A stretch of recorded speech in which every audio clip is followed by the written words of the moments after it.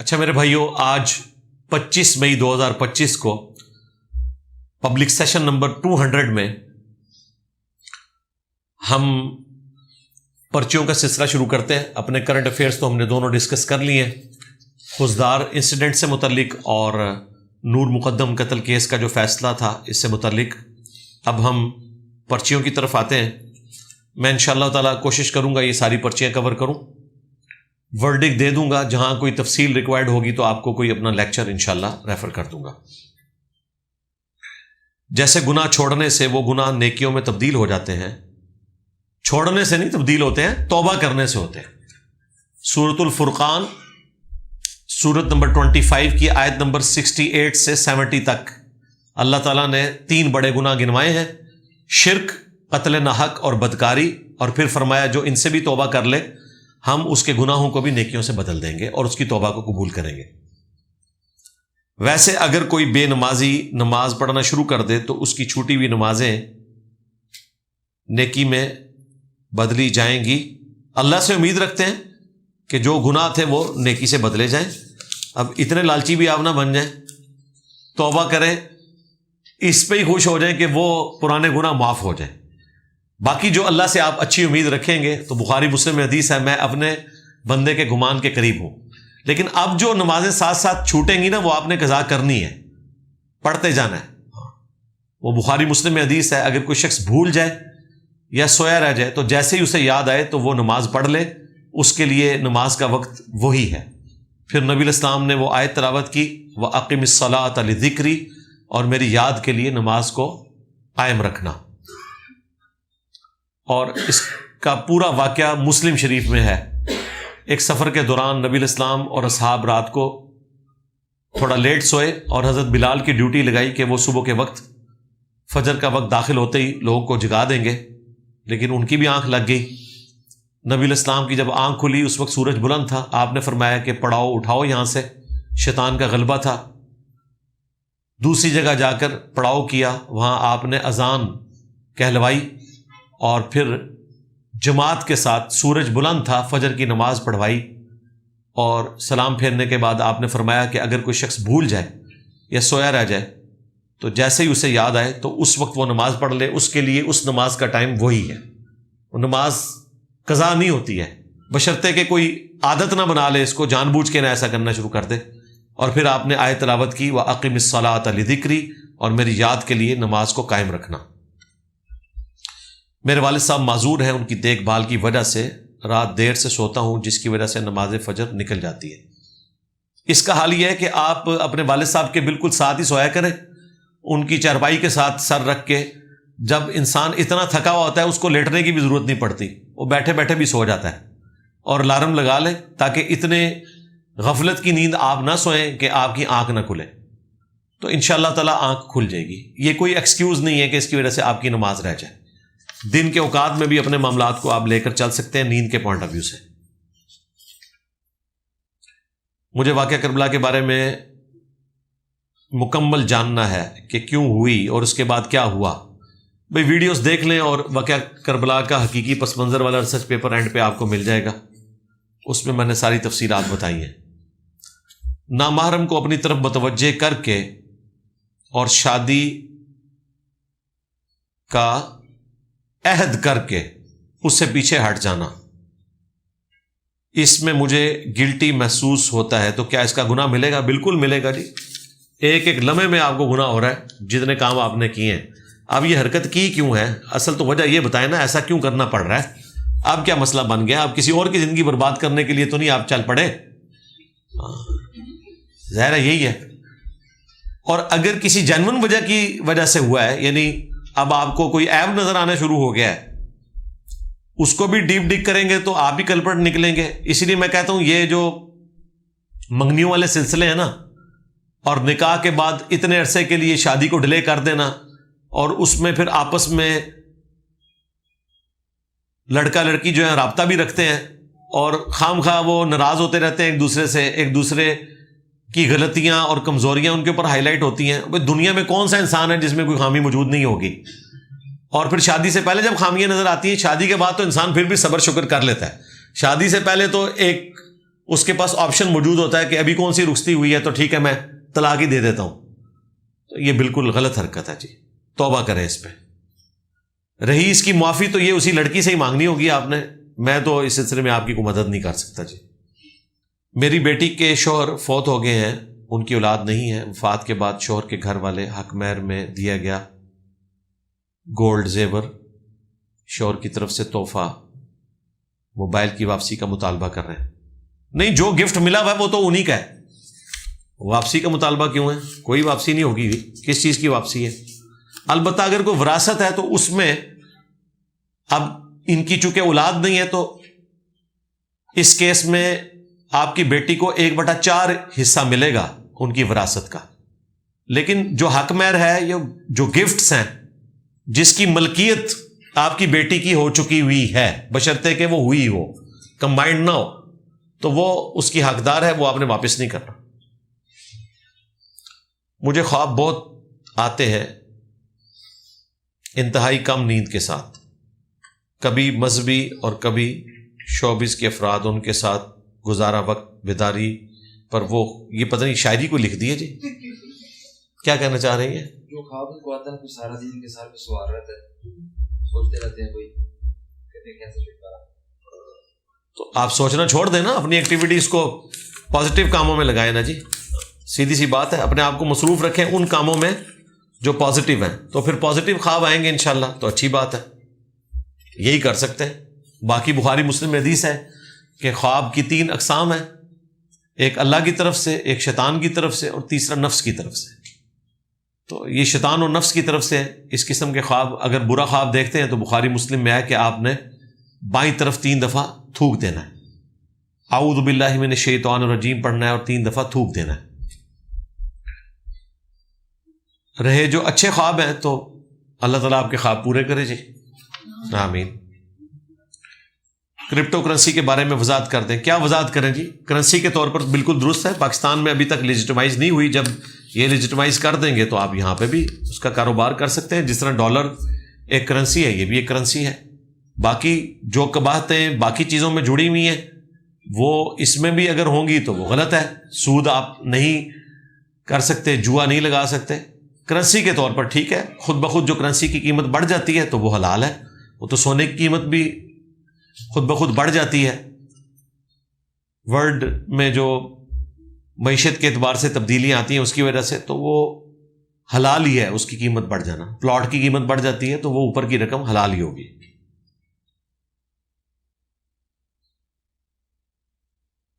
یہ کون سی ہے جی؟ کوٹیکس ٹریڈنگ, مجھے تو پتہ نہیں یہ کون سی ٹریڈنگ ہے جی. کیا ہے جی یہ آن لائن ٹریڈنگ؟ یہ کس کی؟ فارکس ٹریڈنگ کی طرح. بھائی یہ جس طرح کی بھی ٹریڈنگز ہیں, حلال اور حرام کاروبار کے 4 اصول, یہ میری ویڈیو ریکارڈ ہے وہ آپ دیکھ لیں. کاروبار تو ظاہر ہے ہزاروں ہیں بلکہ لاکھوں ہیں دنیا میں. اسلام میں یہ ہے کہ پروڈکٹ جس کا آپ کاروبار کر رہے ہیں وہ حلال ہو, یہ بنیادی شرط ہے. نمبر 2, سود نہیں ہونا چاہیے. نمبر 3, اس میں کوئی غرر دھوکے والا ایلیمنٹ نہیں ہونا چاہیے. یعنی ایسا نہ ہو کہ آپ چیز کوئی اور ہے اور آپ کچھ اور بنا کے اسے پیش کر رہے ہیں. اور نمبر 4, کوئی جوئے والا اس میں ایلیمنٹ نہیں ہونا چاہیے. تو ٹھیک ہے, آپ جو بھی کاروبار کریں خود بخود ہی حلال ہوگا. فقہی مسائل کے متعلق کوئی بہترین کتاب بتا دیں. اگر نماز, وضو, غسل سے متعلق ہے تو مشکات المصابیح بہترین کتاب ہے, اس میں احادیث موجود ہیں. اور دارالاسلام والوں نے نماز نبوی کے نام سے کتاب پرنٹ کی ہوئی ہے, وہ آپ لے لیں. اس کا PDF ہماری ویب سائٹ ahlsunnatpak.com پہ رکھا ہوا ہے, وہ بہترین کتاب ہے. دارالاسلام والوں نے نماز نبوی کے نام سے.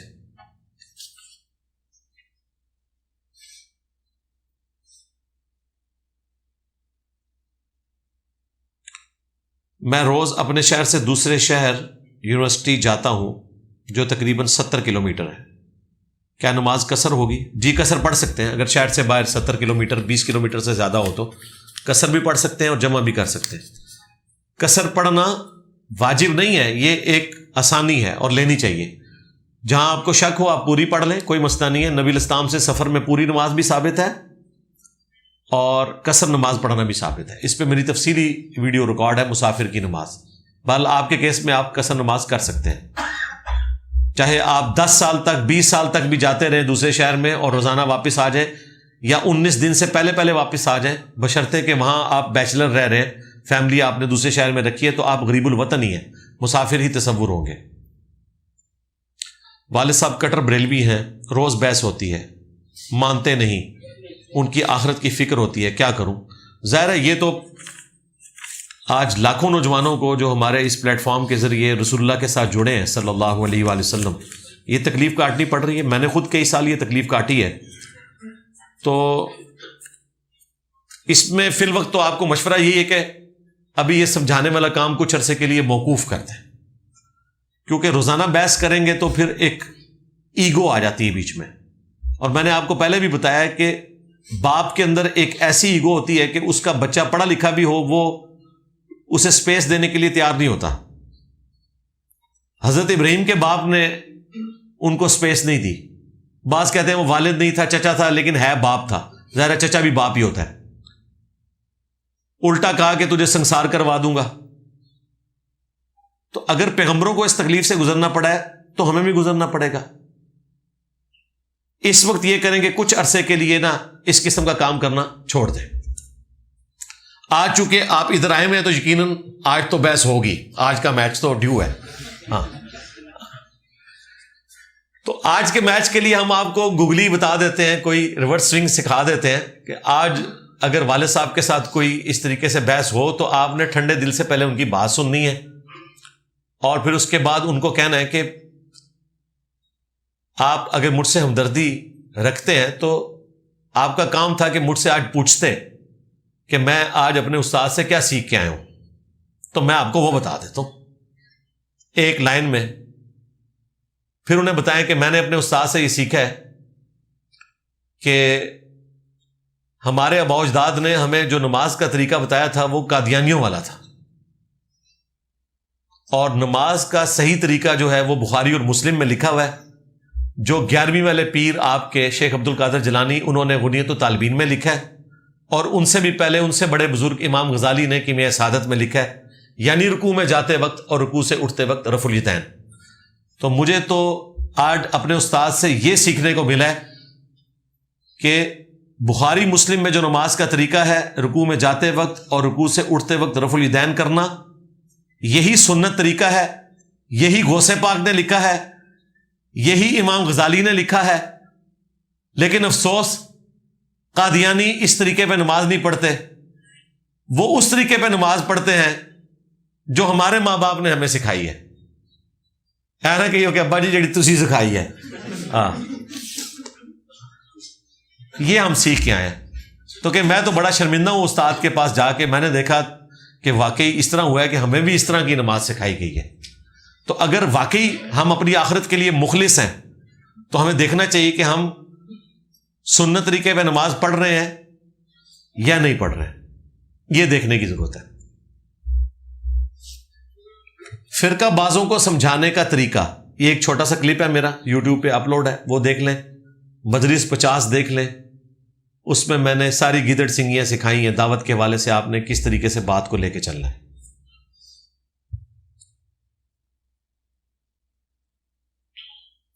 میری بیٹی کے شوہر وفات پا چکے ہیں، جس گھر میں وہ رہتے تھے وہ میری بیٹی کے سسر کی ملکیت ہے، تو شوہر کی وفات کے بعد اس کی وراثت کا حصہ بیوی کو ملے گا. بھئی یہ کسی وکیل سے رابطہ کریں، پہلے بھی میں اس پرچی کو ایڈریس کر چکا ہوں. اگر وہ سسر کے نام کے اوپر ہے پھر تو وراثت میں حصہ نہیں ملے گا نا، ان کے خامند کے نام پہ تو نہیں تھا نا. تو آپ کے جو داماد فوت ہوئے ہیں ان کی جو ملکیت ہے اس میں سے حصہ ملے گا. اور اگر سسر زندہ ہیں تو ظاہر ہے ابھی تو وراثت ٹرانسفر ہی نہیں ہوئی ان کو، تو اس میں پھر کوئی حصہ نہیں ہے. قرآن و سنت کے قریب ہوتے ہوئے بھی شہوت سے بچنا بہت مشکل ہے. کیا رد عمل کیا جائے؟ دیکھیں جتنے بھی گناہ کے کام ہیں دنیا میں اٹریکٹیو ہیں، ان سے بچنا مشکل ہی ہے. آپ کیا سمجھتے ہیں یہ بچنا کوئی آسان کام ہے؟ اگر یہ آسان کام ہوگا تو جنت تو بڑی آسان ہو گئی.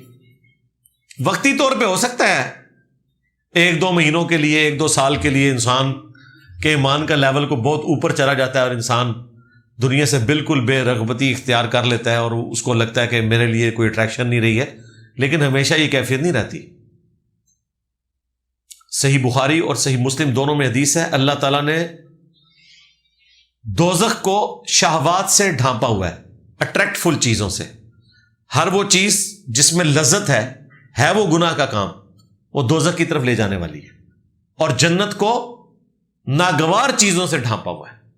ہر وہ چیز جو طبیعت کے اوپر بھاری ہے، اس کو کرنا مشکل ہے، نفس آمادہ نہیں ہوتا، لیکن وہ کام جنت کی طرف لے جانے والا ہے۔ نماز پڑھنا، جمعے کی نماز پڑھنا تو آسان ہے، روزانہ 5 نمازیں پڑھنا جماعت کے ساتھ بڑا مشکل کام ہے۔ سردیوں میں غسل کرنا مشکل کام ہے، گرمیوں کے روزے رکھنا مشکل کام ہے۔ ان سب سے مشکل کام رزق حلال کمانا مشکل کام ہے۔ تو اس کے ساتھ لڑتے ہوئے ہی آپ کی زندگی گزرے گی، اور اگر آپ کی شادی کی عمر ہے تو ٹھیک ہے، ایک خاص ایشو کو ایڈریس کرنے کے لیے شادی بھی ایک ذریعہ ہے، لیکن وہ ایک خاص ایشو ہی ایڈریس ہوگا، باقی جو زندگی میں آزمائشیں ہیں وہ اسی طریقے سے چلیں گی۔ یہ نہیں ہے کہ آپ کی آزمائشیں ختم ہو جائیں گی۔ وَاعْبُدْ رَبَّكَ حَتَّى يَأْتِيَكَ الْيَقِينُ، اپنے رب کی عبادت کرتے جاؤ یہاں تک کہ تمہیں موت آ جائے۔ یقین یہاں موت کے معنوں میں ہے، کیونکہ سورہ المدثر میں یقین ورڈ استعمال کیا گیا موت کے ایکویلنٹ۔ تو یہ زندگی تو اسی اتار چڑھاؤ کا نام ہے۔ بہرحال بچنے کے لیے آپ نے اچھی صحبت اختیار کرنی ہے، اور اپنے آپ کو فارغ نہیں رکھنا، مصروف رکھنا ہے۔ اچھی صحبت اچھے لوگوں کی بھی ہو سکتی ہے، اور یوٹیوب کے اوپر اچھی ویڈیوز کی شکل میں بھی ہو سکتی ہے، چاہے وہ قرآن کی تلاوت ہو ترجمے کے ساتھ، چاہے وہ نیشنل جغرافی کی کوئی ویڈیو ہو، ڈسکوری چینل کی کوئی سائنٹیفک ویڈیو ہو، کوئی بھی ہو، چاہے وہ پاکستان کی مزیدار سیاسی خبریں ہوں، اور آج کل تو ویسے ہی جنگ کی خبریں بھی ہیں، تو اپنے آپ کو مصروف رکھیں، تو انشاءاللہ تعالی بچت ہوگی۔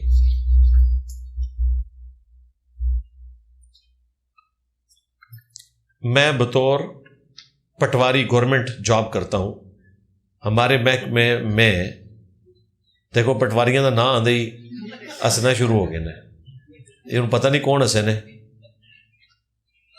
تو پیسوں کے بغیر کوئی کام نہیں ہوتا، بلکہ یوں کہوں تو پاکستان میں ایسا کوئی ایک ادارہ ہی ہوگا جو کرپشن میں ملوث نہ ہو۔ بالکل ایسا ہی ہے۔ میں کیا کروں جی، اگر ہم افسران بالا کو پیسے نہ دیں تو ہمیں نفسیاتی طور پر نقصان۔ ٹھیک ہے، اپنی ٹرانسفر کروا لیں جی، میرے پاس تو یہی سلوشن ہے۔ میں تو آپ کو اس کی وجہ سے یہ نہیں کہہ سکتا کہ آپ حرام خوری میں خود بھی کھائیں اور ان کو بھی کھلائیں، یا آپ یہ کہیں کہ میں خود تو نہیں کھاتا انہیں کھلاؤں گا۔ اپنی ٹرانسفر کروا لیں بھائی کہیں اور اگر اس سے بھی نہیں چھٹکارا ہوتا تو جب تک کوئی اور روزگار کا سلسلہ نہیں بنتا، انڈر پروٹیسٹ یہ نوکری جاری رکھیں اور پھر یہ نوکری بھی چھوڑ دیں، آخرت بچائیں۔ آپ کا یہ دعویٰ کہ ساس کی خدمت کرنا بہو پر فرض نہیں، اس بات پر زور کیوں نہیں دیتے کہ بہو کی خدمت کرنا بھی ساس کی ذمہ داری نہیں؟ جب بہو بیمار ہوتی ہے تو ساس کے پاس دوڑتے چلے آتے ہیں۔ ظاہر ہے اس طرح کے بھی کیسز ہوتے ہیں، بالکل ٹھیک کہہ رہے ہیں آپ، کوئی فرض نہیں ہے۔ زیادہ تر تو ایسا ہوتا ہے کہ جب بہو بیمار ہوتی ہے وہ اپنی ماں کے پاس آتی ہے، یہ کوئی ہزاروں لاکھوں میں ایک کیس ہے۔ ہم نے تو یہی دیکھا ہے جب بچیاں بیمار ہوتی ہیں تو ان کے اپنے خاوند ان کو ان کی ماں کے پاس چھوڑ آتے ہیں۔ تو آپ والا کوئی علیحدہ کو کیس ہو گیا تو ٹھیک ہے، اس کیس میں اگر وہ اس تکلیف سے گزریں اور ساس اپنی بہو کی خدمت کرے تو اس کے بدلے میں اس بہو کو بھی اپنی ساس کی خدمت کرنی چاہیے۔ بالکل میں آپ کے ساتھ ہوں۔ آپ نے کہا تھا کہ آئی پی بیز کے معاہدے کے متعلق تفصیل سے بات کروں گا، اس معاہدے میں موجودہ حکومت کے بڑے بڑے نام شامل ہیں، تو پیچھے ہٹ کے ہے نا بھائی، میں اب بات کروں گا تو آپ کو برا لگے گا کہ میں نے ان بڑوں کی تعریف کرنا شروع کر دی ہے، انہوں نے تو اپنے ان معاملات سے پیچھے ہٹ گئے ہیں، پھر آپ نے کہنا جی تعریف کرنی شروع کر دی ہے۔ آپ لوگوں کا کوئی علاج نہیں ہے، آپ کا علاج حافظ صاحب کے پاس ہے، میرے پاس کوئی علاج نہیں ہے۔ کلپ کاٹتے ہیں پھر بیچ میں سے جی اور کرنا شروع کر دیتے ہیں عجیب طریقے سے۔ ابھی تو میں یہ جنگ کی وجہ سے رکا ہوں، ابھی عمران ریاض خان کی باری ہے باقی۔ وہ میں نے وہ لیکچر لکھا ہوا ہے جو ابھی اس کا تازہ آیا ہے نا میرے بارے میں کہ میں نے مناظرہ کرنا ہے اکیڈمی جا کے، تو میں انشاءاللہ اس کی طبیعت بھی صاف کروں گا۔ تو فی الوقت یہی ہے کہ وہ پیچھے ہٹ گئے ہیں تو بھائی یہ 7 روپے قیمت نیچے آئی ہے نا، تو آپ کا کام ہے کہ ان کا شکریہ ادا کریں کہ آپ لوگ پیچھے ہٹے ہیں. اور ساری حکومتوں نے اس میں حصہ ڈالا ہے. بے نظیر کی 96 کی گورنمنٹ سے لے کر خان صاحب کی گورنمنٹ تک سب اس میں انوالو رہے ہیں آئی پی پیز میں. اور یہ سارے سیاستدان جو مختلف جماعتوں میں ہیں وہ ان ساری چیزوں میں انوالو ہیں. اور ابھی ڈنڈے کے زور کے اوپر وہ ریٹ پیچھے آیا ہے. تو اگر آپ چاہتے ہیں کہ میں ان سارے بڑوں کے نام لے کر ان کو خراج عقیدت پیش کروں تو وہ بھی آپ کو برا لگے گا، تو پھر گل انہوں باندھی رہنے دو پھر، ٹھیک ہے. جب حساب و کتاب کا دن قیامت کا ہے، جزا اور سزا کا سلسلہ قبر میں جاتے ہی کیوں شروع ہو جائے گا، جبکہ ابھی حساب و کتاب تو ہوا ہی نہیں. حساب و کتاب فائنل آخرت میں ہونا ہے نا. حساب و کتاب تو روزانہ ہو رہا ہے بھائی. بخاری مسلم میں حدیث ہے کہ فجر کے وقت فرشتے آتے ہیں اور عصر کے وقت. فجر سے عصر تک جو فرشتے ہمارے ساتھ رہتے ہیں وہ عصر کے وقت واپس چلے جاتے ہیں، عصر کے وقت نئے فرشتے آتے ہیں اور وہ نام اعمال لکھ رہے ہیں. یہ تو مسلسل جاری ہے. باقی یہ کہنا کہ چونکہ الٹیمیٹلی حساب و کتاب آخرت میں ہونا ہے تو اس سے پہلے عذاب دینا یہ اللہ تعالیٰ کی صفت عدل کے خلاف ہے، تو یہ بالکل غلط ہے. اس کی وجہ یہ ہے کہ قرآن حکیم میں اللہ تبارک و تعالیٰ نے عذاب کی 4 قسطیں بیان کر دی ہیں. عذاب قبر جسے عذاب برزخ بھی کہا جاتا ہے، یہ احادیث کا محتاج نہیں ہے، قرآن میں بھی موجود ہے. سورۃ الانفال کے اندر، سورۃ النساء میں اور سورتوں کے اندر کہ جب گنہگار لوگوں کی موت کا وقت قریب آتا ہے تو فرشتے ان کے منہ اور پیٹھوں کے اوپر ہتھوڑے مارتے ہیں. یعنی اس دنیا کی زندگی میں ہی عذاب شروع ہو جاتا ہے اور بڑی تکلیف سے ان لوگوں کی روح نکالی جاتی ہے. تو قرآن میں موجود ہے کہ مرنے سے پہلے بھی عذاب آتا ہے موت کے وقت، اور اس سے پہلے بھی ایک عذاب آتا ہے سورہ سجدہ میں کہ ہم دنیا کی زندگی میں انہیں عذاب دیں گے تاکہ یہ رب کی طرف پلٹ آئیں آزمائش کے طور پر. پھر عذاب قبر کا بھی ذکر ہے سورۃ المؤمن میں کہ فرعونی صبح و شام آگ پر پیش کیے جاتے ہیں، اور پھر جب قیامت کا دن آئے گا پھر وہ بڑے عذاب پر پیش کیے جائیں گے. عذاب قبر کا ذکر قرآن میں بھی موجود ہے. اسی لیے امام بخاری نے عذاب قبر والی جب حدیثیں لی ہیں اس چیپٹر کی ہیڈنگ میں یہ تمام آیات نقل کی ہیں، خصوصاً سورہ المؤمن کی آیت کہ فرعونی صبح و شام آگ پر پیش کیے جاتے ہیں اور جب آخرت کا دن آئے گا تو وہ بڑے عذاب کی طرف بلائے جائیں گے. تو امام بخاری نے منکرین احادیث کا رد اس آیت کے ذریعے 800 سے 1200 سال پہلے اپنی کتاب میں کر دیا تھا. لہٰذا یہ نہ تو صفت عدل کے خلاف ہے اور نہ ہی یہ قرآن کی آیات کے خلاف ہے. عذاب کی 4 قسطیں ہیں، دنیا کی زندگی میں، موت کے وقت، مرنے کے بعد آخرت تک، اور پھر بڑی قسط جو ہے وہ آخرت کے عذاب کی. اللہم اجرنا من النار، آمین. پب جی کھیلنا حرام ہے یا نہیں؟ اگر تو اس میں کوئی جوا لگا رہے ہیں تو پھر تو حرام ہے. اس کی وجہ سے نمازیں اگر آپ کی کمپرومائز ہو رہی ہیں حرام ہے. اگر اس میں کوئی ایسی ایکٹیویٹی ہے کہ کسی بت کے آگے جھکنا پڑتا ہے تو حرام ہے. اگر صاف ستھری گیم ہے تو ٹھیک ہے، آپ کھیلیں، لوڈو بھی کھیلیں، آپ تاش بھی کھیلیں، آپ کوئی سی گیم کھیلیں، شطرنج بھی کھیل سکتے ہیں، وہ بھی کوئی حرام نہیں ہے. یہ جو حدیثیں پیش کرتے ہیں نا وہ جوئے سے متعلق ہیں. اگر جوا لگے گا تو اس وقت جو گیم آپ سب سے زیادہ کھیل رہے ہیں، افسوس سے کہنا پڑتا ہے، اس میں سب سے زیادہ جوا لگ رہا ہے کرکٹ میں. اب کرکٹ کھیلنا تو حرام نہیں ہے لیکن جوا لگا کے کھیلنا حرام ہے. ایون یہ جو ٹورنامنٹ بھی ہو رہے ہیں اس میں بھی جوا لگا ہوتا ہے، کیونکہ شروع میں آپ سے فیس لیتے ہیں اور وہ فیس آپ کی ڈوب جاتی ہے. صرف جیتنے والے کو ہی اس میں سے حصہ ملتا ہے، ہارنے والے کی تو ڈوب گئی.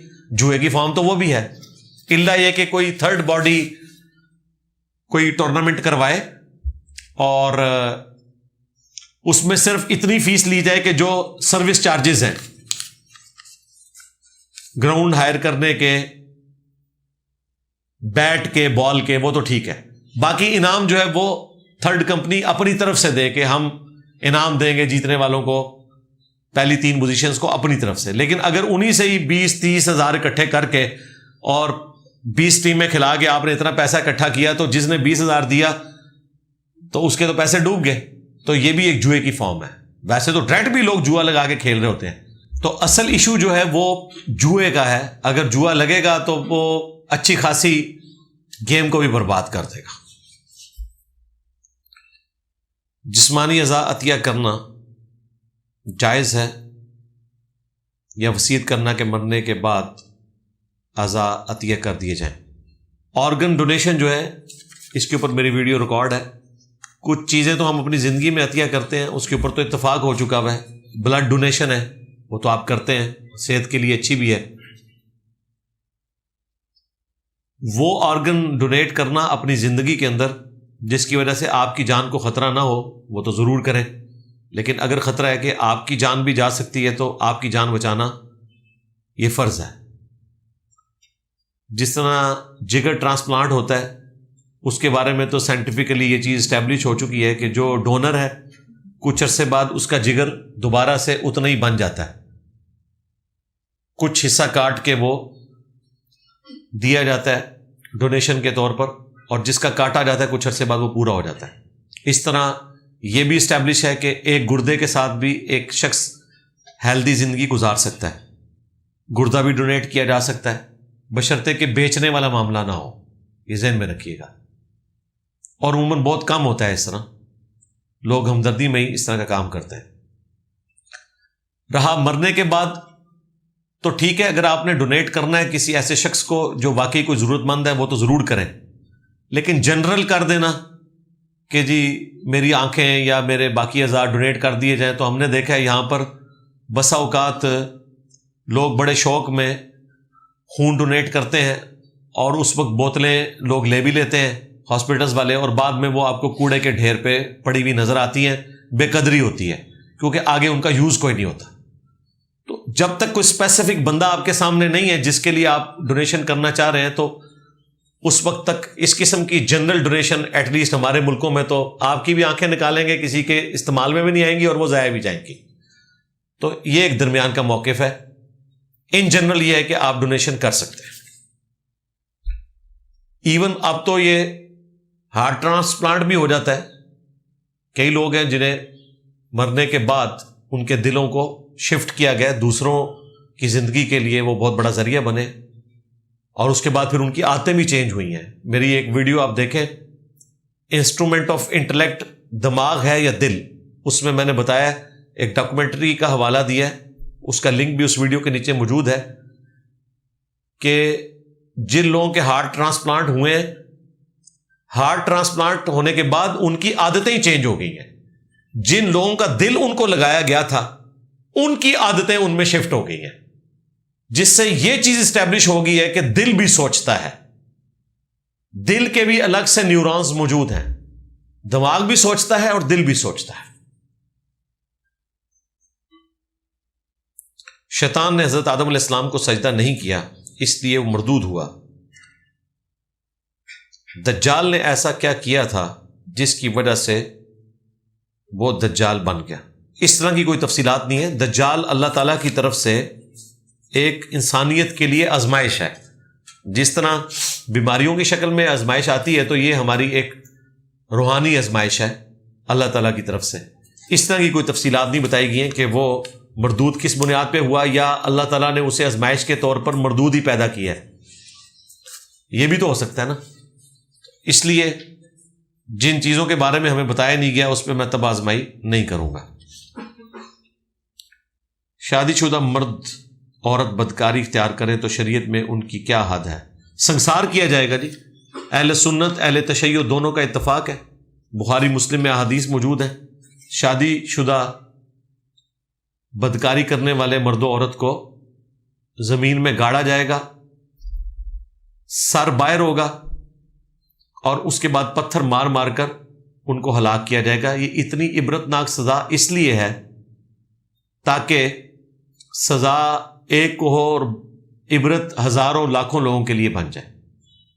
قرآن حکیم میں جو سزا رپورٹ ہوئی وہ غیر شادی شدہ مرد و عورت کی سزا ہے 100 کوڑوں کی. قرآن میں سنسار والی سزا نہیں آئی، لیکن یہ یاد رکھیے گا دین قرآن اور سنت دونوں کا نام ہے، صرف قرآن کا نام دین نہیں ہے، ورنہ دین کا جو سب سے بڑا ایک فرض ہے اعمال میں سے وہ 5 وقت کی نماز ہے، اس کا طریقہ قرآن میں رپورٹ نہیں ہوا، وہ سنت میں رپورٹ ہوا ہے، جبکہ قرآن نے وعید اس کے بارے میں اتنی سخت بیان فرمائی ہے وَأَقِيمُوا الصَّلَاةَ وَلَا تَكُونُوا مِنَ الْمُشْرِكِينَ، نماز قائم کرنا، مشرک نہ ہو جانا، یعنی نماز چھوڑنے والا اللہ تعالیٰ کے نزدیک ایسا ہی ہے جس طرح اللہ تعالیٰ کے ساتھ شرک کرنے والا ہے، اس کا کفر اختیار کرنے والا ہے۔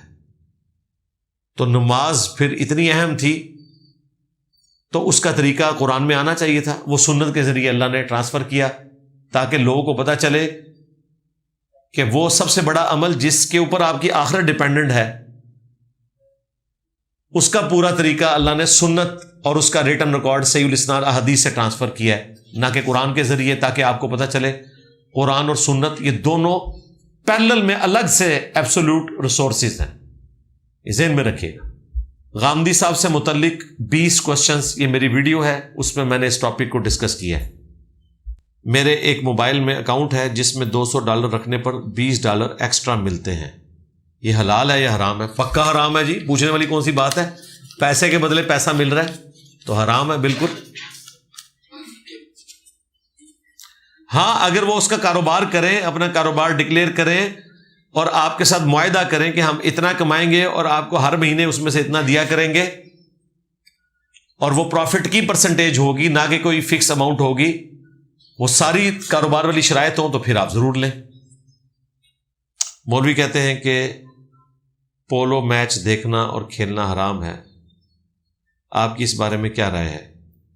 کیونکہ گھوڑے جہاد کے لیے استعمال ہوتے ہیں۔ تو مولویوں نے وجہ بھی تو آپ کو بتائی ہوگی نا، کیوں حرام کہتے ہیں، اس میں کون سی ایسی حرام چیز ہے جس کی وجہ سے وہ حرام کہتے ہیں؟ کیا کہتے ہیں؟ کس کے؟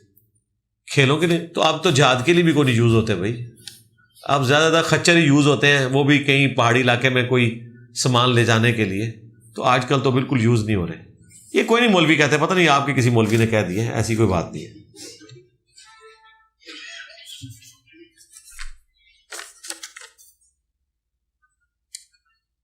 کبھی کبھار مجھے ایسا خیال آتا ہے کہ واقعی اللہ کی ذات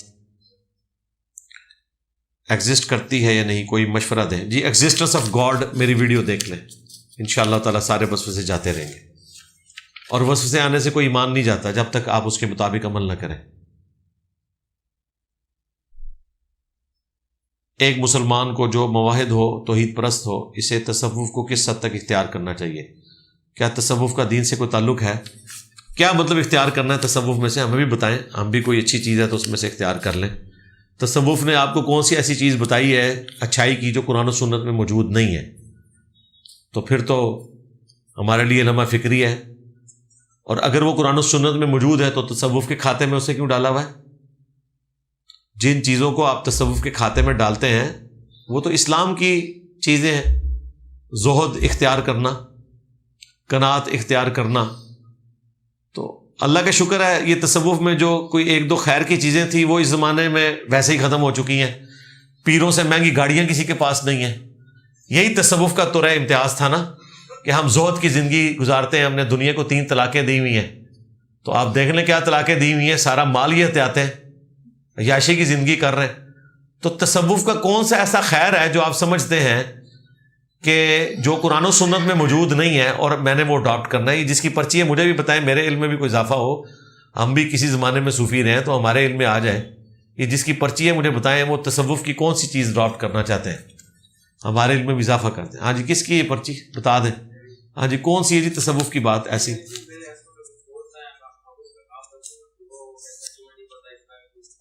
تو جب آپ کو پتہ ہی نہیں ہے تو پھر سوال کرنے کی تو ضرورت ہی کوئی نہیں۔ جی ہمارے علم میں تو کوئی نہیں ہے، ہمیں یہی پتہ ہے کہ یہ لوگ مزار بناتے ہیں، لوگوں سے چندے ہتھیاتے ہیں، مریدریوں کے ساتھ ہاتھ ملاتے ہیں، ٹھیک ہے، بچیاں بگا کے لے جاتے ہیں، اور کیا کرتے ہیں؟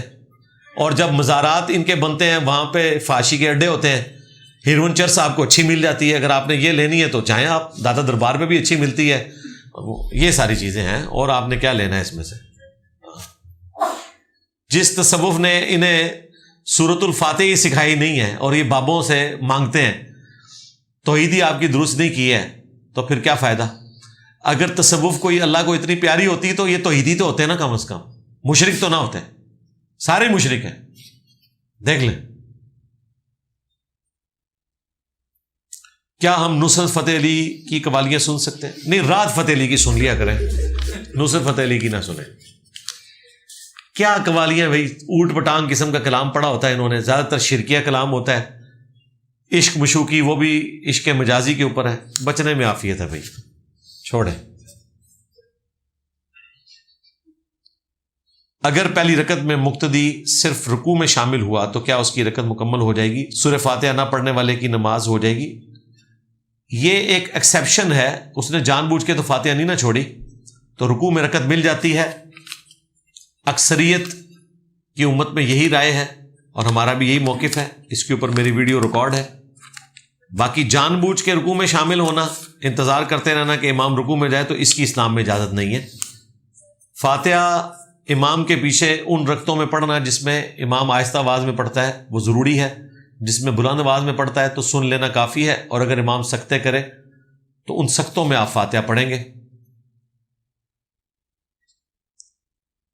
کیا عوام کے جذبات اور نظریات کو مشتعل کرنا اور خود کو حرف آخر مذہبی رہنما کے طور پر پیش کرنا ایک دینی ذمہ داری ادا کر رہے ہیں یا اپنی علمی خود نمائی کو فروغ دے رہے ہیں؟ کس کی بات کر رہے ہیں؟ کون ہے؟ میں مشتعل کر رہا ہوں؟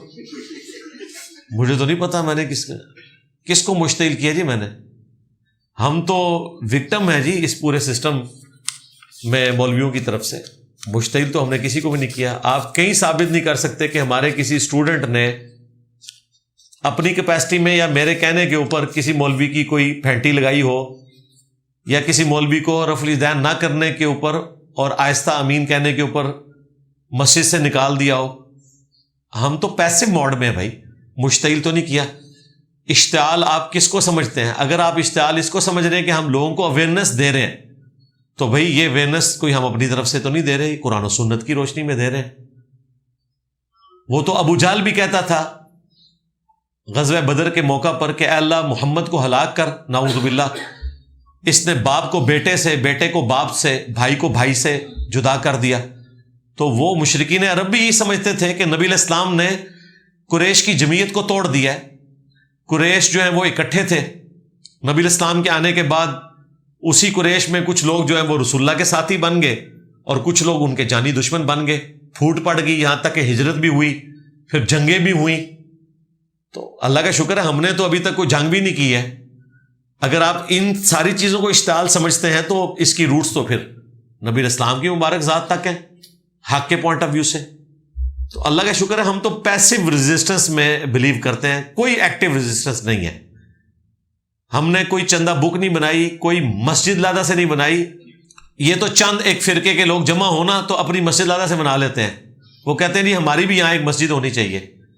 ہماری گلی میں کتنی مسجدیں ہیں، نمازی نہیں ہیں، مسجدیں بہت ہیں۔ بریلویوں نے اپنی الگ مسجد بنائی ہوئی ہے، اہل حدیث نے اپنی لادا سے بنائی ہوئی ہے، دیوبند نے لادا سے بنائی ہوئی ہے۔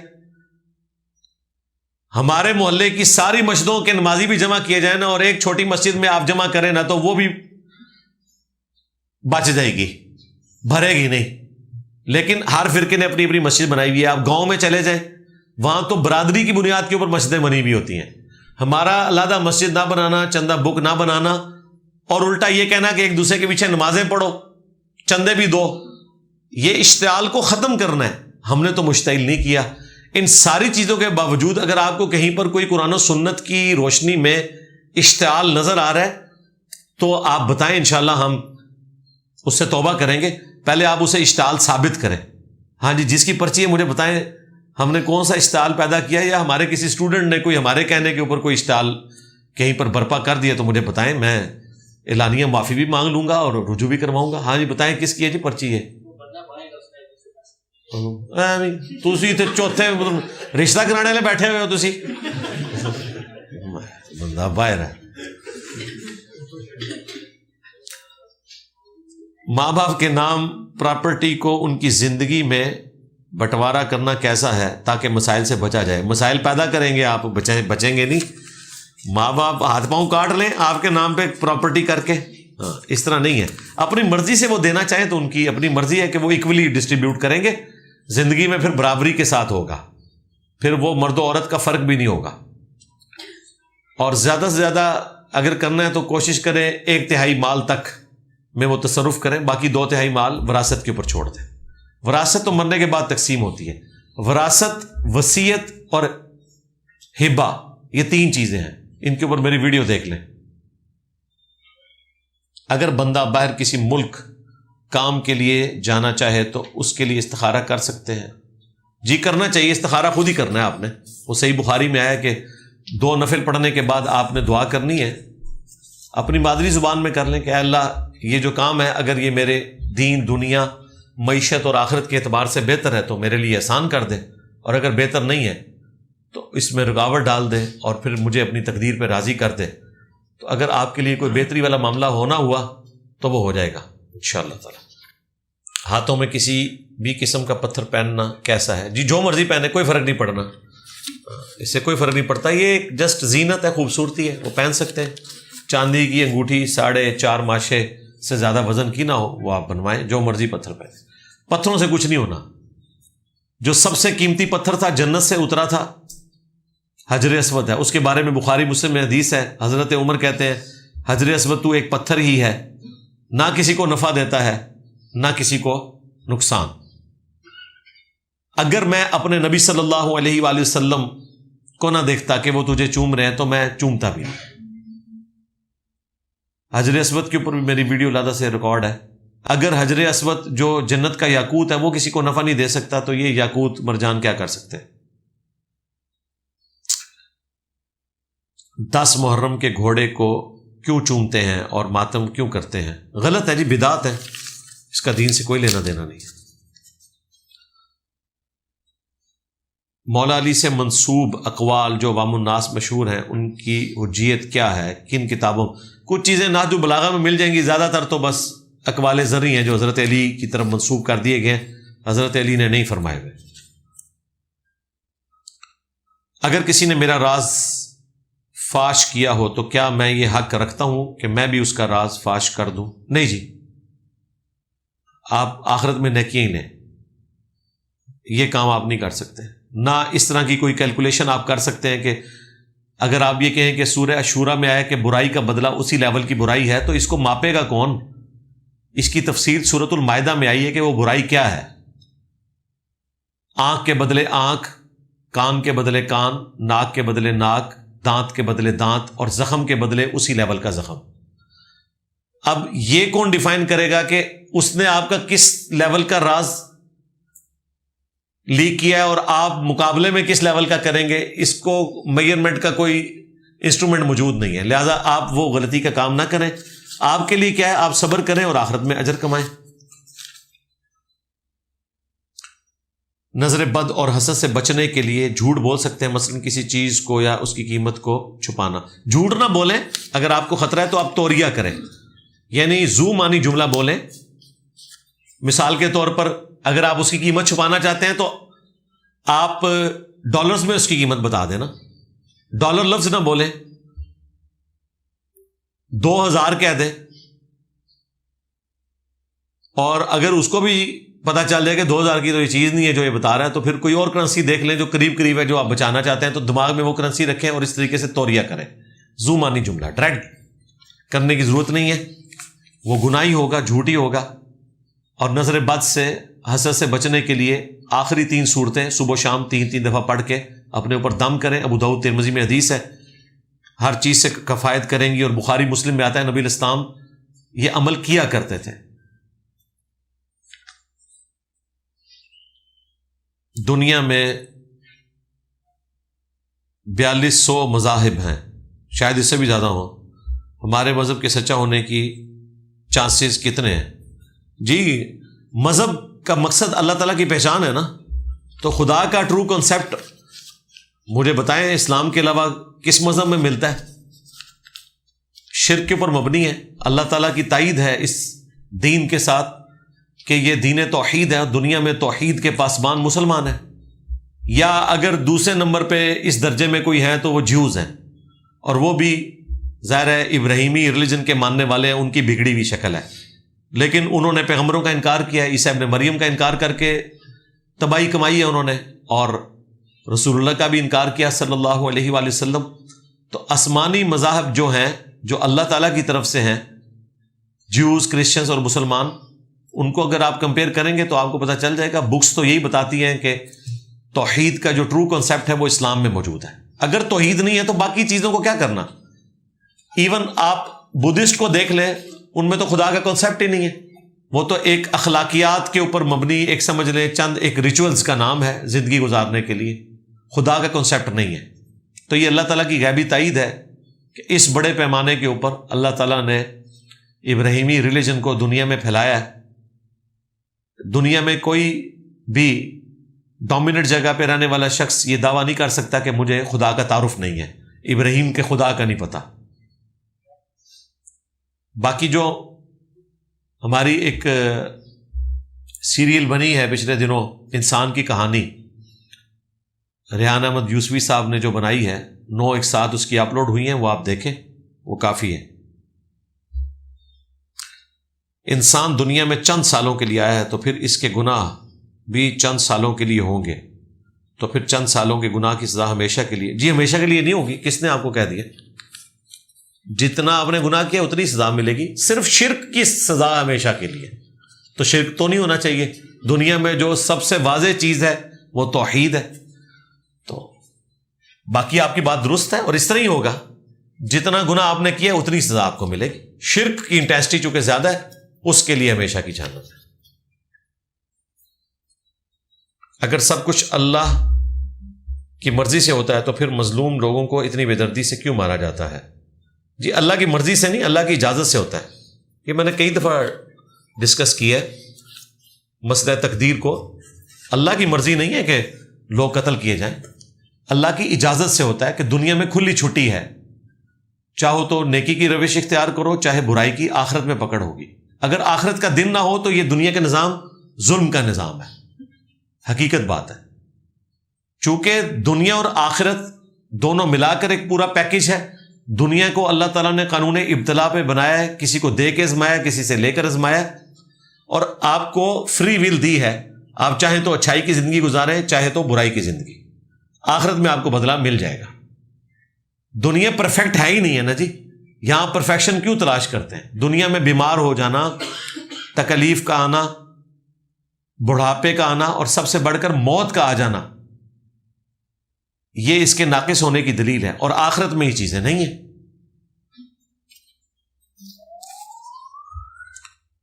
ورقہ بن نوفل جس نے آپ علیہ السلام کے پیغمبر ہونے کی تصدیق کی، اس نے خود اسلام قبول کیوں نہیں کیا؟ اس وقت نبی علیہ السلام نے باقاعدہ طور پر دعوت پیش ہی نہیں کی تھی، تصدیق تو انہوں نے کر دی تھی نا، باقاعدہ دعوت نبی علیہ السلام نے بعد میں پیش کی ہے، اس وقت یہ ابتدائی وحی تھی۔ پھر جب آپ علیہ السلام کو حکم ہوا سورہ المدثر میں، پھر نبی علیہ السلام نے دعوت و تبلیغ کا کام شروع کیا، اور آپ نے پبلکلی اس دعوت کو عام کیا۔ قرآن کی کوئی ایک آیت بتائیں جو انسان نہ لکھ سکتا ہو۔ قرآن پاک کا جو یہ چیلنج ہے عربی لنگوسٹک کے پوائنٹ آف ویو سے، ظاہر ہے یہ اس وقت کے عرب کے لوگوں کو تھا جو اپنی زبان کے فصیح ہونے کے اوپر ناز کرتے تھے۔ ہم عجمی تو اس کی پرفیکشن کو نہیں سمجھ سکتے، عرب کے بھی سب لوگ نہیں سمجھ سکتے سوائے جو اہل کلام ہے، اس کی فصاحت اور بلاغت۔ ایک چیز جو ہم سمجھ سکتے ہیں وہ اس کی دعوت حق ہے، اور اللہ تعالیٰ نے اس کو جو محفوظ کیا ہے، اِنَّا نَحْنُ نَزَّلْنَا الذِّكْرَ وَإِنَّا لَهُ لَحَافِظُونَ، بے شک اس قرآن کو ہم نے نازل کیا اور ہم ہی اس کی حفاظت کرنے والے ہیں۔ کتابیں دنیا میں جتنی بھی لکھی جاتی ہیں، کچھ عرصے کے بعد وہ اپنی غلطیاں بتانا شروع کر دیتی ہیں، لوگ آتے ہیں تو غلطیاں نکالنا شروع کر دیتے ہیں۔ قرآن کے سوا مجھے کوئی ایسی کتاب بتائیں کہ جس میں کوئی غلطی رپورٹ نہ ہوئی ہو، ٹیکنیکل مسٹیک رپورٹ نہ ہوئی ہو، کوئی ایک کتاب ایسی نہیں ہے سوائے قرآن کے. ایون 50-60 سال کے اندر ہی آپ کو پتہ چل جاتا ہے, اور پھر اس کے اثرات بھی کم ہونا شروع ہو جاتے ہیں. قرآن کے اثرات تو دن ب دن بڑھتے جا رہے ہیں. کتاب 1400 سال پرانی ہے, محفوظ ہے. ایون اس دور میں جو سائنٹیفک فیکٹس سامنے آئے ہیں ان میں سے کئی چیزیں ایسی ہیں جو اللہ تعالیٰ نے اس وقت بیان کی اور منوان اسی طریقے سے وہ پوری ہوئی. کچھ تو پروفیسیز نبی اسلام کی بارک زندگی میں, کچھ بعد میں. انسان کی کہانی اگر آپ وہ سیریل دیکھیں تو اس میں انہی تمام ٹاپکس کو ڈسکس کیا گیا ہے. ڈاکٹر اقبال کی شاعری, کئی ایک چیزیں اب خامیاں اس کے سامنے آنا شروع ہو گئی ہیں. انسان تھے نا, غلطی کر سکتے ہیں. اتنے بڑے بڑے رائٹرز گزرے ہیں, کچھ عرصے بعد ان کی غلطیاں سامنے آنا شروع ہو جاتی ہیں. بعض لوگوں کی تو ان کی زندگی میں آنا شروع ہو جاتی ہے. تو یہ قرآن کی پرفیکشن ہے, اس کا تبدیل نہ ہونا, اس کا یہ چیلنج کہ یہ اللہ تعالیٰ کی حفاظت میں ہے, وہ آج تک اسی طریقے سے قائم ہے. پھر اس کی دعوت نے کس طریقے سے دنیا کو سپر سیڈ کیا کہ کعبے کو مل گئے پاسباں صنم خانے سے. جو لوگ بدترین دشمن تھے اس کتاب کے, اس دین کے, ان کے ذریعے اللہ تعالیٰ نے اس دین کی حفاظت کروائی. تو کتاب نے اثر چھوڑا نا. اور پھر جو پروفیسیز ہیں نبی اسلام کی, اس ملک میں پیدا ہو کر, اس علاقے میں آ کر کہ جہاں آپ کو کوئی ڈومیننٹ پرسنالٹی نظر نہیں آتی ہے. نبی اسلام اگر اس زمانے میں چین میں پیدا ہوتے یا آپ یونان میں پیدا ہوتے تو اس سسٹم کی آؤٹ پٹ ہو سکتے تھے. ان بدوؤں کے اندر ایک امی پیغمبر کا آنا اور اتنی بڑی تبدیلی پیدا کرنا, اور پھر اپنی وفات سے پہلے یہ پروفیسیز دینا کہ ان قریب رومن امپائر گر جائے گی اور قیامت تک کوئی رومن امپائر نہیں ہوگی, اور پھر پرشین امپائر گر جائے گی اور کوئی پرشین امپائر نہیں ہوگی. یہ بہت بڑی پروفیسی تھی اور وہ پوری ہوئی. کسی نے سوچا بھی نہیں تھا کہ وہ عرب کے لوگ جو اتنے پسماندہ ہیں اور ہمیشہ آپس میں لڑتے رہتے ہیں, ایک قرآن کی برکت سے, ایک پیغمبر کی برکت سے ایک پلیٹ فارم پہ جمع ہوں گے اور دنیا کی سپر پاورز کو ایسا اکھاڑیں گے کہ دوبارہ وہ سپر پاورز کھڑی نہیں ہو سکیں گی اپنے پاؤں کے اوپر. اور پھر صرف ایک جنگجو کی حیثیت سے نہیں, جنگجو تو چنگیز خان بھی تھا, اس کی حکومت تو نبی اسلام اور ان کے صحابہ کرام نے جو فتوحات کی اس سے بھی بڑی زمینی حکومت تھی, لیکن کوئی لیگیسی نہیں چھوڑی, کوئی فالوور نہیں چھوڑے. لیکن نبی اسلام کی لیگیسی ہر جگہ آپ کو نظر آ رہی ہے دن بدن. وَرَفَعْنَا لَكَ ذِكْرَكَ, اللہ تعالیٰ نے اپنے نبی کا ذکر بلند کیا اور پوری دنیا کے اندر الحمدللہ یہ دعوت حق پھیلی اور پھیلتی چلی جا رہی ہے. اس وقت بھی ماشاءاللہ 57-58 اسلامک کنٹریز موجود ہیں. تو اللہ تعالیٰ نے اس دعوت حق کو اس حوالے سے سپورٹ کیا. تاریخ میں جتنے بھی جنگجو آئے, بڑے بڑے فلاسفرز آئے, وقت کے ساتھ ساتھ سارے ختم ہو گئے.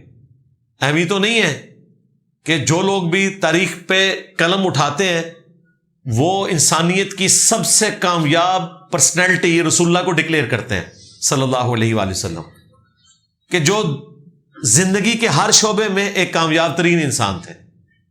اپنے زمانے میں نہیں, آج تک. اس وقت بتائیں دنیا میں سب سے ڈومیننٹ پرسنالٹی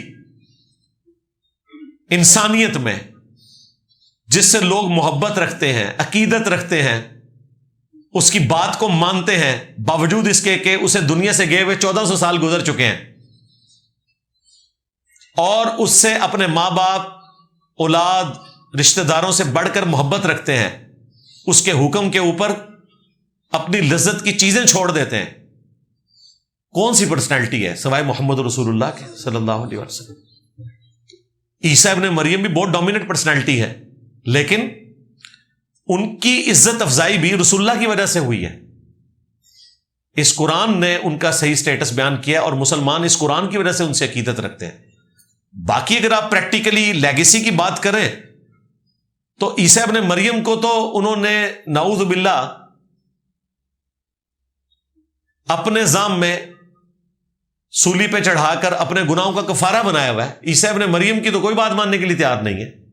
دنیا میں بہت کم کرسچنز ہیں جو پریکٹسنگ زندگی گزار رہے ہیں. ادروائز وہ تو کہتے ہیں آپ جو مرضی کرو، شراب پیو، خنزیر کھاؤ، اگرچہ حضرت عیسیٰ ابن مریم نے ان ساری چیزوں سے منع کیا ہوا ہے. وہ کہتے ہیں ہمارے تمام گناہوں کا بوجھ عیسیٰ ابن مریم نے اٹھایا اور وہ سولی چڑھ گئے، ہمیں آخرت میں کوئی عذاب نہیں ہوگا. ہم نے جتنے گناہ کرنے تھے ان گناہوں کا عذاب اللہ تعالیٰ نے عیسیٰ ابن مریم کو سولی دے کر، نعوذ باللہ، ان کو اس تکلیف سے گزار کر ہمارے گناہوں کا کفارہ بنا دیا ہے. یہ جناب ٹوٹل لیگیسی ہے جو عیسیٰ ابن مریم کے نام کے اوپر چل رہی ہے. تو بندہ ایک ہی پیچھے بچتا ہے بھائی، جس کی قبر مدینے میں، صلی اللہ علیہ وآلہ وسلم. بالکل نیوٹرل ہو کے اسٹڈی کریں، جس کی لیگیسی جاری ہے، جس کے فالوورز واقعی اس دنیا میں امن کے ساتھ زندگی گزارنا چاہتے ہیں، اور کریکٹر والی زندگی، اچھی آئلی زندگی، میاں بیوی ایک دوسرے کے ساتھ مخلص ہیں، سیکس ڈسپلن ہے، اولاد کے حقوق ہیں، ماں باپ کے حقوق ہیں.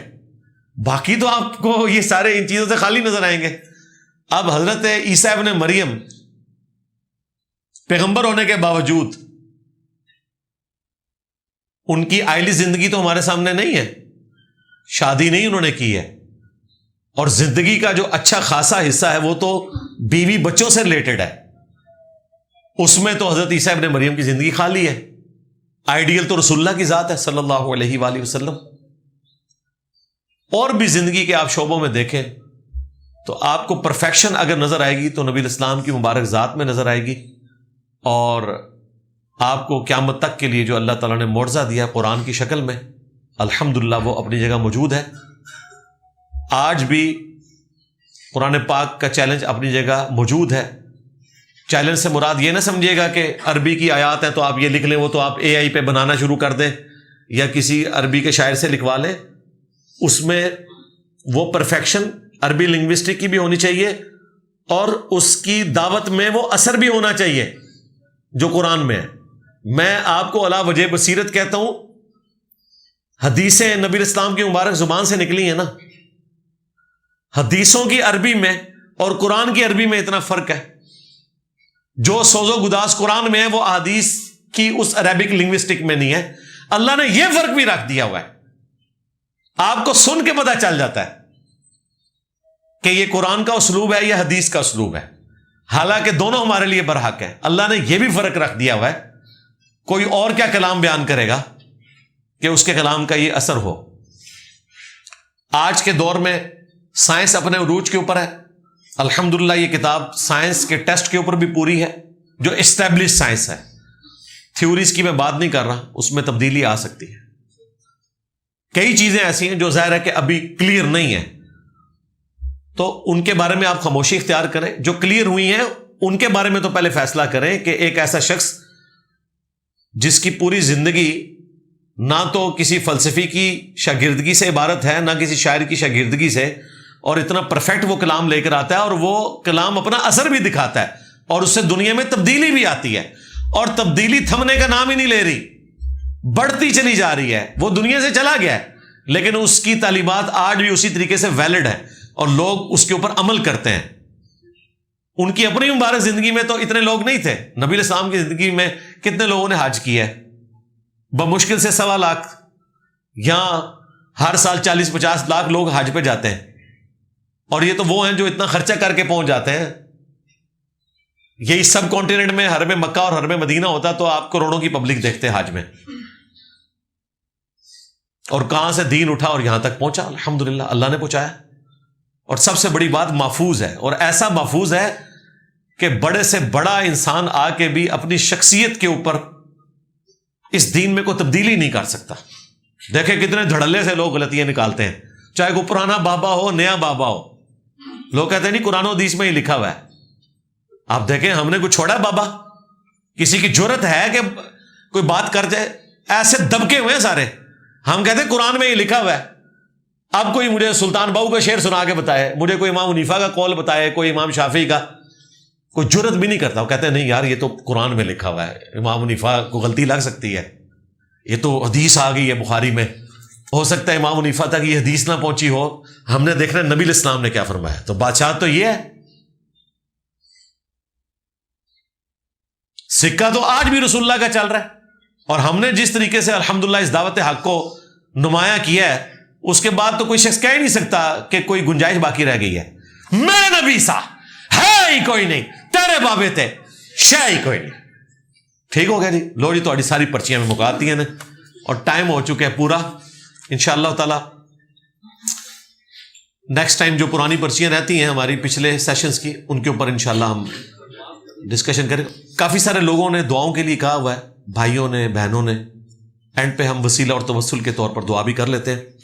اللہم انی اسألک بانک انت اللہ لا الہ الا انت الاحد الصمد الذی لم یلد ولم یولد ولم یکن لہ کفوا احد وإلہکم الہ واحد لا الہ الا هو الرحمن الرحیم.